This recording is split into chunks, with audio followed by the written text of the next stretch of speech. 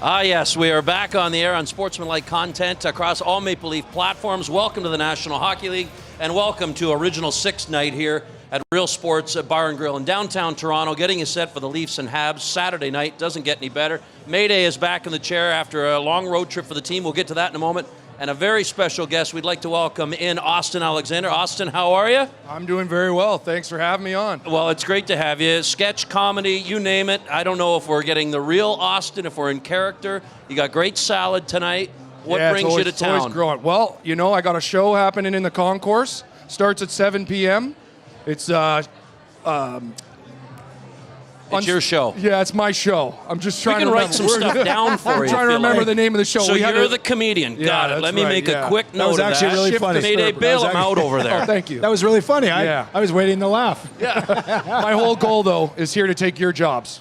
Well, you're off to a great start. Well, here's the deal. If you want Ryan's job, listen, he's fantastic. He's well polished. But if you want my job, you're gonna have to learn how to fight because I'm ready to roll. I'd love to see this. I mean, What do you you got think? the mitts for it. I mean, we could go. Oh no, you How don't long want do you it. think it lasts? How long do you think it doesn't want lasts?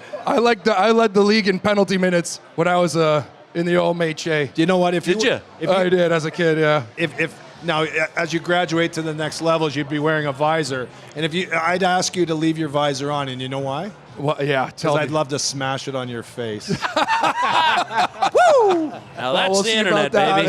Hey, So we don't want to fight. No. Yeah. Oh, okay. Hey, so Austin tell us. and I know each other. Yeah, that's right. You have a Yes, little we history. do. He's a Yeah. sweetheart. Yeah. This guy. All right. Well, we're glad you're here. Maybe tell us a little bit about what you're doing next door. So we got a show going on. It's I'm trying to make it to the Leafs desk. I want to be the #1 reporter for the Maple Leafs. Love that. So we started a show over there. Made it look like my mom's basement so I could feel a little bit more comfortable. And yeah, we're going to be doing sketch comedy. I got guests coming through, and it's going to be a lot of fun. So if you're still stick around till 7 p.m., we're going to be going live on the Leafs YouTube.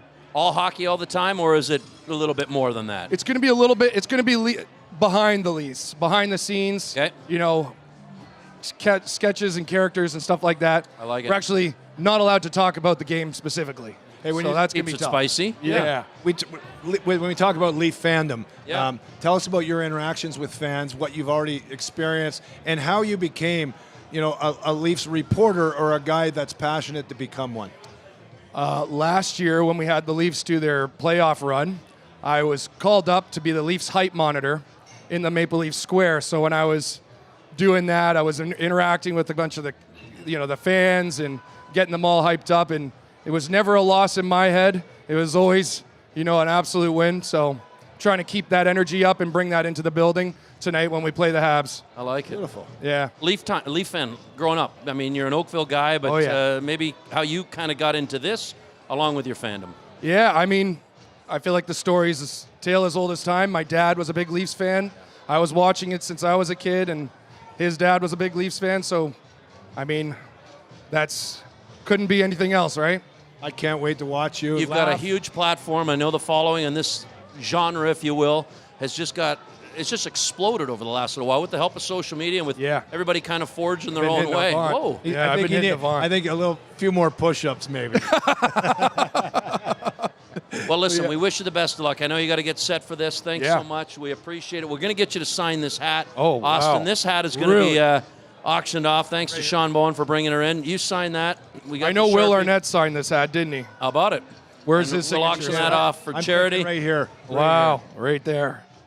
Let me do this. And we're going to have Kris King come on here in just a couple of moments, another gentleman you have history with. But Austin, best of luck tonight with the show. Tune in. What's the best way people can find you? You can find me on Austen Alexander across all platforms, Instagram, TikTok. But tonight, stay tuned at 7 p.m. We're going to be going live on the Leafs YouTube. So thanks for having me, Ryan. Hey, it's great to meet you. Wish you the best of luck. Keep it going. Thank you very much. All right, there he is. You look Austen amazing. Alexander And stopping he's by. got great salad. It is. Great I wondered. salad. Really? Give it a You guys tug, think mate. so? I don't know if it's Yeah. real. It's real. I'm envious. No, it's all real. Give it a tug anyhow. Yeah, go there you for go. it. Yeah, it's real. It's stuck. All right, thanks, boys. Thanks Have a again. good one. Enjoy tonight. And as Austin exits, I think we're going to welcome in Kris King from the National Hockey League. The guy's worn a lot of hats. Maybe not quite like this, but as Kris comes in to join us here tonight on Unsportsmanlike content, nice to see you, Kinger. How are you? Good to see you. Is that Ty's hat? Everybody says it. It's so good. It's so Hi, great. Kinger. How you doing, big guy? There it is. Well, I always like it. it's a busy Saturday night. You thought you'd just slide over here. Oh, yeah. I needed a break. You been watching the games today? Oh, man. Yeah, somebody's mad at us. Wow. Right? You know can't what? please everybody. When the league's this tight and everybody's that close, Yeah. I think everybody still feels they're in it. Of course, we're early, but Yeah. I don't think we've had this amount of parity in our game in a long time anyways. And the emotions are run high. So, I was just left in Florida and Columbus were scoring 5 goals in about 4 minutes and a missed challenge and power play goal. It was good to get over. Thanks for the invite. Yeah, well, we're happy to have you here. You've been around the league for 25 years or so, Yeah. and your title, if I'm getting this right, you're the Senior Vice President of Operations here in Toronto for the league in the situation I room actually as well. got a parking spot a little closer to the elevator, so I'm now Executive Vice President. Big wheel. Yeah, well, I don't know if anybody thinks that, but titles don't mean much in our department. We just get the job done. Well, maybe if you could, as we take a look at some of your playing days here in Toronto, and you mentioned Ty, you got a lot of history with Ty Domi, and you and Mayday, which we'll get into. You go way back as well. But maybe if we could, just for the sake of establishing the role, maybe tell us in layman's terms exactly what you're doing in the Situation Room on a nightly basis. So, for those that don't know, it's right next door. Leaf fans probably don't know that. I think they think that we're screwing. But we have a setup in there where we watch every game in real time. And obviously we have to make decisions in real time. We've got a great group of our own team, from our full-time guys to our 10 guys that are part of our viewers, the most important guys. You might know a guy that works in there. I do. Mayday. Yeah, he's pretty yes. damn good too. Knows a little bit more about hockey than his dad. But you know what? It's an important part of the game. I think everybody demands perfection these days, and no matter what sport you're cheering for, and it's no different in hockey. But the idea of having a room like that is at least there's consistency, and the same guys are making the decision on a nightly basis, and it's a very important part of the game. And it's a nice way to stay in the game you love. Hey, as a former player and not understanding what you guys did in the Situation Room or do in the Situation Room, I'd love to, for the fans to hear it. So my experience, my son works for you, Kris. So I get, some stories, but they actually also, the guys that are actually watching these games, they evaluate the referees as Correct. well, Yep. along like many different levels. And with betting in the game of hockey and everything else, the integrity is so darn important. Great and point. They do an unbelievable job. I wasn't aware of it. As a player, I got suspended a few times. A few times, and with that being said, it was a cost of doing business Right, for me. of course. But the game itself, the integrity, it's so darn important to get it right. And maybe you can allude to Well, you guys both know Colin. He's as true as the day is long. He loves the game of hockey. He always has, whether it was him in his playing days, coaching days, and now as an executive, and he's been there a long time. We worry about the game every night, about a performance, obviously, and something for our fans, safety for our players and our officials, and the integrity of the game, as you mentioned, is paramount to the way we do our job. And you make decisions that aren't popular. You make a decision, one team's happy, the other one isn't. But the idea of being able to watch the game and break it down and work with officials on their games on a nightly basis. For example, a game today where a guy's in Columbus and he's working in Detroit a couple days later, and Stephen Walkham takes that game that was broken down by one of our viewers, looks at some clips, sends them to him and says, grab a coffee, let's talk about these 3 plays. It's continually educating our guys to make them better. We have the best officials in the world. And sometimes people might question that, but I think they're fantastic, and they only get better because of the work that goes on in that room as well. Awesome. It's got to be at times a thankless job, I'm guessing. But I wonder now, as you go into that, and you talk about the integrity and working with Colin, where do you see this evolving? Because I think a lot of people on the outside look at this and they understand the human aspect of it, but technology, and some nights they're questioning anything from the spirit. We hear this a lot, Right. the spirit of the rule or the intention of it. Where do you see this thing going in terms of what's next, either technologically speaking or maybe scaling it back a bit and putting a bit more in the hands of officials? Where do you find that balance? What you saw there was a new video room, which we've been in for a year and whatever months we've gone here now, a third of the season. And the reason that we built it is because technology, we just ran out of space. So technology is always evolving. You get better cameras, for example. You get better feeds. You get things that can make the game better and make our jobs a little bit easier. So we have to give ourselves the ability to grow with the game as it grows in a technological place. But I think you'll agree as a player, the game is different than we played on the ice, but the game's so damn good right now. I mean, I don't just say that because I work for the league, but I love the way the kids are playing today. They're incredible athletes. They do things that we never thought or saw some of the guys do. We had 3 or 4 guys that we played with that would do some of these things. These teams have 3 lines that do these things on a nightly basis. The game's fantastic. It's fast. It's entertaining. There's a lot more people that are enjoying our game. So if we can do our little part to make sure that the game continues to grow and get better, then that's the reward. That's the reward, right. Absolutely. Hey, I'm going to weigh in here. So last season, one of the greatest moments in NHL history, Alex Ovechkin breaks Wayne Gretzky's record. And I was on the inside somewhat. I listened to what went on.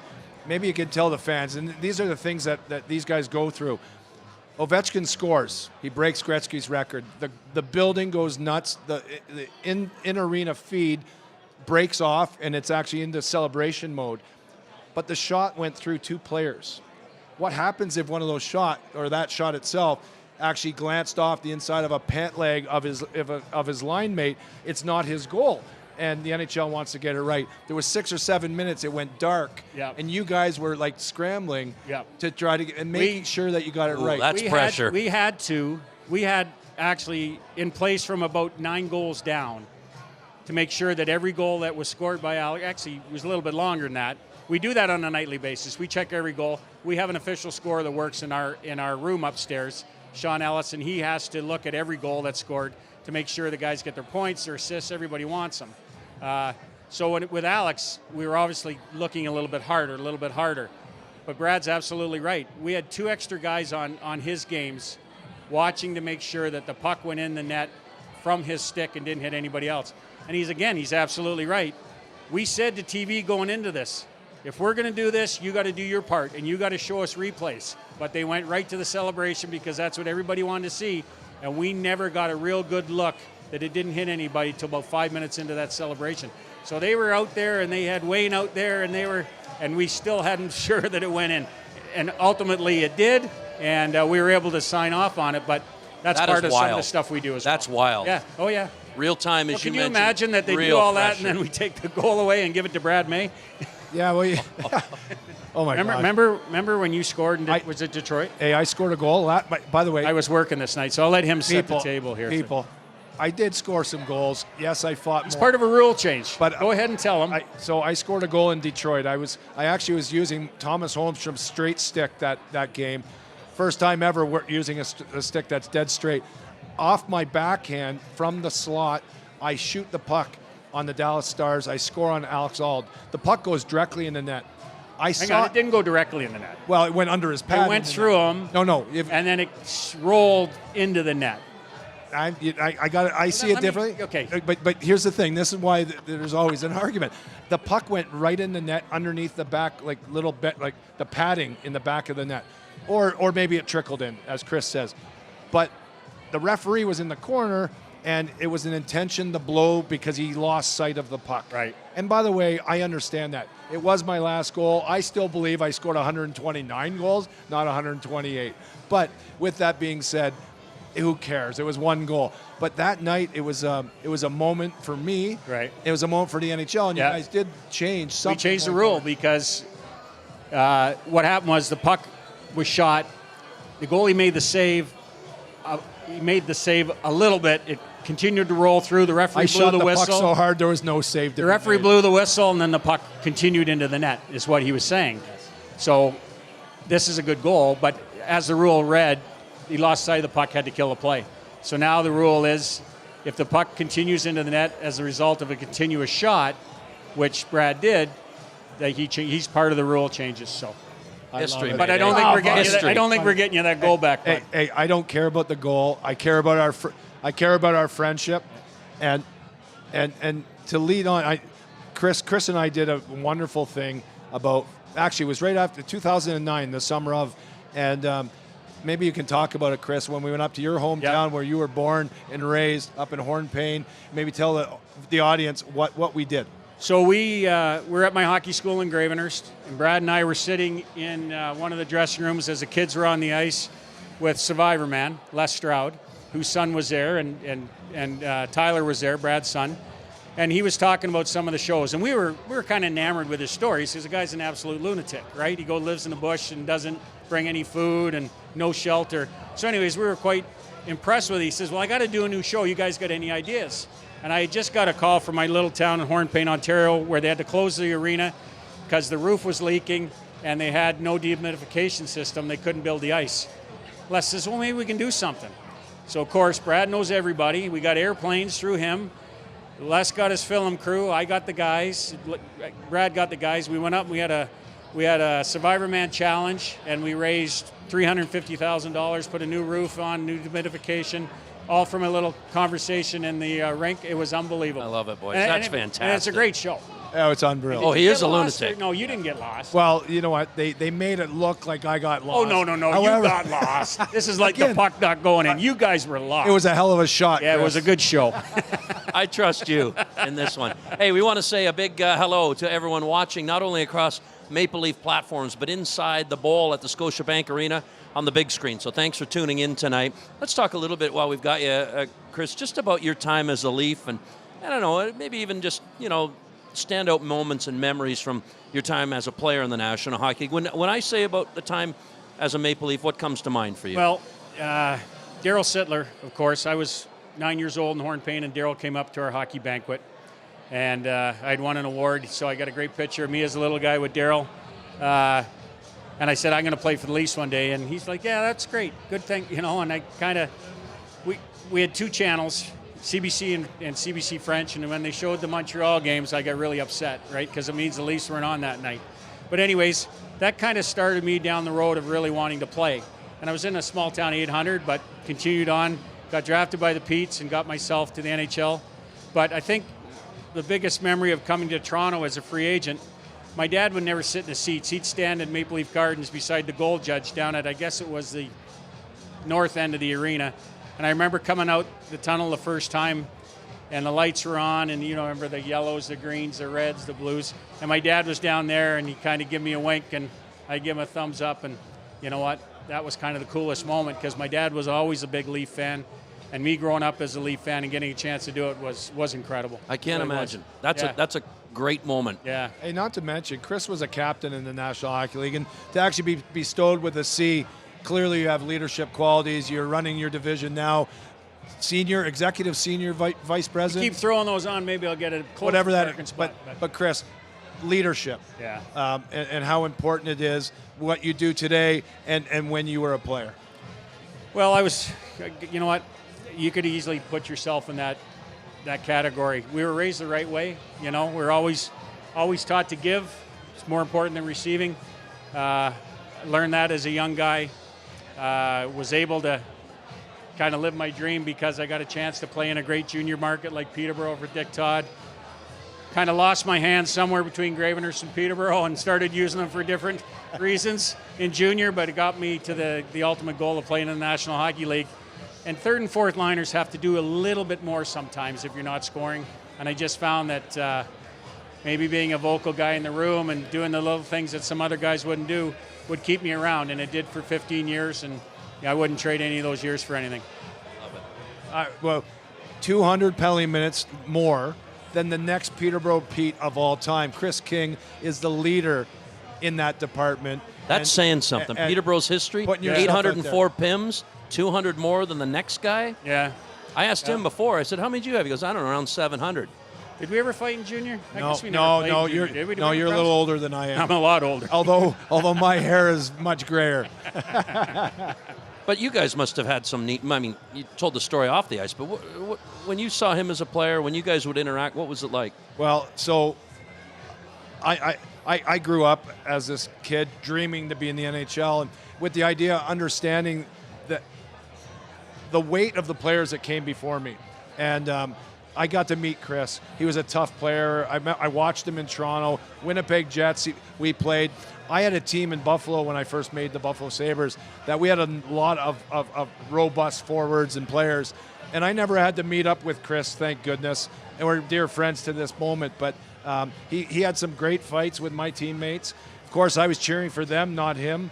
But Really, Mayday? I just got to be honest. Friendship? Got to be honest. Over. But here's the thing: the guys you fight, and I know it looks to some people that fighting is or was like not wrong, not should apply to certain situations. The guys I fought end up being my best friends. You know guys what? I respected. It was a mutual respect on the ice for guys that did that job, because not a lot of guys did, and not a lot of guys did it a lot. You know, Fewer today. Yeah, well, you're right. It's different today. I sit and cringe every night in that room watching guys punch visors. I couldn't imagine, you know. But Mayday's right. You had a mutual respect for the guys, and you knew that maybe they didn't like it either. Like, I didn't look forward to going to fight guys like Rob Ray or Barnaby or, you know, Proby or Joey or any of those guys. But that was what was expected of me. And when the job counted or needed it, you did it, and you just knew what your role was. But it kept you in the game that you loved, and you know you accepted it as what you did. Toughest guy you ever fought was who, and how'd you do? Kurt Fraser, first year Detroit. Didn't have to think about this one. I hit him. He turned around, elbowed me in the face, and I was a part-time player in Detroit. I joke I had 56 games and 58 shifts. But anyways, I turned around. He punched me so hard, split my helmet, closed my eyes. Was in the hospital that night. I learned how not to lead with my face after that. So Kurt Fraser had hands as big as these tables and hit real hard for a little guy. But 25 years later or thereabouts, my last game as a professional hockey player, my last official game, I played for Kurt Fraser. Yeah. He was the head coach of the Grand Rapids Griffins, Detroit's farm team, and he was intimidating even at that time. a great guy, just a beast. but he took advantage of a young guy. So you're going to go back to work here tonight. When you leave here, you're going to go right back to the office? This isn't a 3-hour show. You want to hang? We'll just get a couple beers and it'll sort itself out. Nachos. But the rest of your night will look like what? Well, we're going to watch games. We got a bunch coming on at 7. The boys are getting ready in there. I think that Florida game's probably over now, so we had two in the books already today. And again, overtime game, Rangers in Colorado. It's unbelievable how many one-goal games there are this year. It's incredible. And I like that this is what everybody's talking about. Is the parity. You mentioned it off the top. Separation is going to become so hard this season, isn't it? Like you can lose 3 games and be in the bottom. You can win 4 and be right in the mix. But tonight we got a bunch coming up at 7. We have a few in between at 8, 9, and then 3 laters at 10. So we're just going to sit up there, watch games, and get involved when we have to, and enjoy the game of hockey. What's the snack situation like? You're going to watch a lot of games. You know what? We bring our retired official into the room every night, and there's a good crew of them. Donnie Van Mass and Lego's in there now, and you remember Danny O'Halloran and Shane Heyer. Their job's to keep us fed. So some guys are on health kicks, and it's cheese trays and grapes, and other guys go right to the sour jubes and stuff. I'm hoping that Lego's one of those guys. So it gets long in there around 1 o'clock in the morning. Can I ask one more question? Yeah. So, and this is for me, but I'm sure there's some fans out there that would wonder. You guys, you're in the situation room. You're dealing with activity. Obviously, every game, situational, offsides, no goals. Do you guys weigh into the discipline side? Because I said about being suspended. Right. Or is that a different division out of New York? Or do you guys collaborate together on those possible suspensions or questionable hits or injuries? Well, there is a Department of Player Safety that George Peros runs and does a good job, and they have a similar room set up in the office in New York. And they watch the games a little bit different than us. We're reacting in real time. As you said, you have to deal with the challenges, deal with the kick pucks, high stick pucks, all those things. We don't want the fans waiting 5-6 minutes at home to get the game going again. So we're about the game in real time.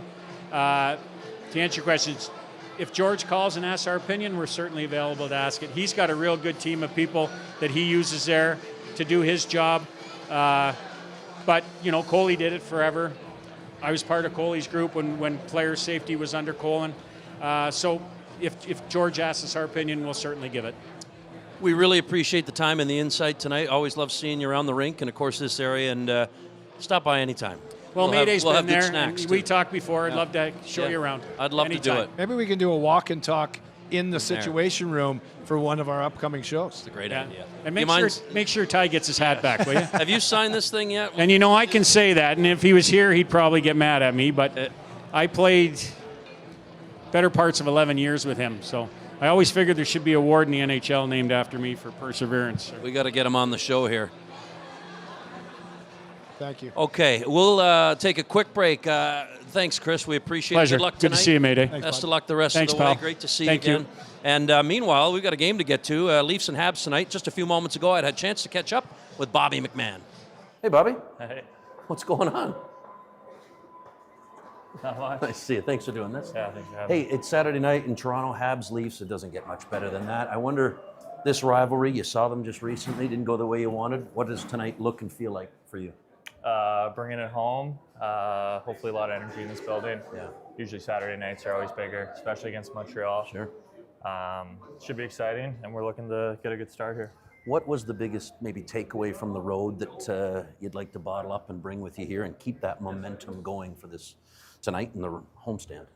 Yeah, I think the effectiveness of our competitiveness, how physical we are. I think that was something we played with all 60 minutes throughout a lot of those games. So trying to ride that momentum and continue to bring that home and feed off the energy here. What's working with your line? Seems like you guys have had speed. The size has been utilized. What's working for the three of you? Yeah, good size. I think just those guys are so competitive, willing to work to get pucks back, create turnovers, and then we're taking pucks to the net, and things have been going in. Listen, it's a 5-game homestand that starts tonight against the Habs. Thanks so much for this. Good luck. Yeah, thanks for having me. Bobby, and Mayday, just a quick thought. When a team goes out on the road, that was a really good road trip for the Toronto Maple Leafs, who needed to have a good road trip. You come back, sometimes some teams have a tendency to kind of have that tough first game back at home. How do you avoid that? Well, listen, across the league right now, we're talking about the parity around the National Hockey League. It's a great stretch. 4 of 5 games, fantastic. Yeah. But you can't rest.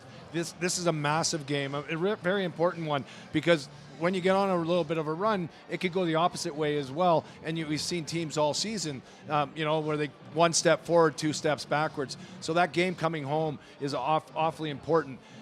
For the road trip itself, it was desperately needed for the Toronto Maple Leafs. And I'm excited for this team. They're 3 points out of last place, but they're 3 points out of second place. It's insane. And by the way, that's 1.5 games, right? That's a win and a tie. However, with all these games being played in the competition within this division, they're going to have to play great hockey for the next month to actually kind of vault themselves within that division. But you know what? They've started.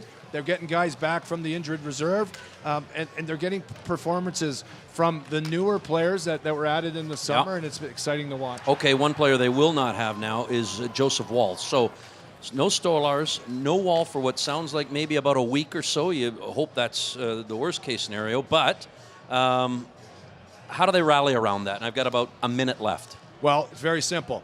You got to go play good hockey, and you got to watch the Montreal Canadiens. Where's their threats? Their threats are on their top line with Suzuki, Caulfield, and Shevlovsky. What they need to do is they got to be disciplined, not get in the penalty box. Certainly don't make it a carousel going in and out, but they have to play disciplined hockey with a great back check to the top of the slot, inside the dot lanes. We can go in all those different sayings, but they just have to play their game. When they have the puck in the offensive zone, keep it, not one and done, and get pucks on the net with bodies in front. And when you're looking at a guy like Matthew Nyes, his goal the other day where he out-battled, down the ice and then made this unbelievable play in front of the goaltender. Matthew Nyes is a beast. We need to see more of it. They kind of came back looking and feeling like a different team as a result of that road trip. But Montreal, they know, I got 30 seconds, they know exactly what happened the last time these two teams met. And it was in Montreal, didn't go Toronto's way. I think that's still very top of mind, don't you? Absolutely. And you know what's exciting for me? And the Jack Guy brothers, they were exciting. They brought the energy in Montreal. And for Toronto, they have to respond to that. But here's how you do it. Play with the puck. Force Montreal to chase you. And then guess what? if that situation arises, every player has to step up for their teammates. Saturday night, Leafs, Habs, Hockey Love Night in it. Canada, and on the radio, the Fan 590. Our thanks to Austen Alexander, Kris King, and Mayday. We'll see you next time. Thanks for watching Unsportsmanlike Content.